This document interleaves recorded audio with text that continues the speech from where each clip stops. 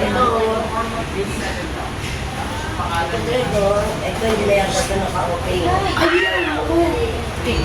Ayan ako sa akin. Yung sa akin. Ito yung labas ako.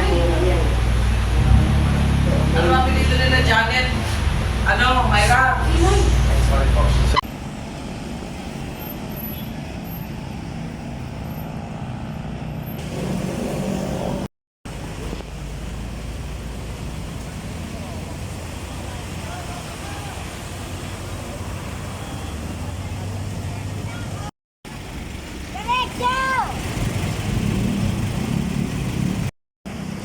Bali, hindi po natin ako-confirma kung ilan po ang laman sa loob ng sasakyang aksidente.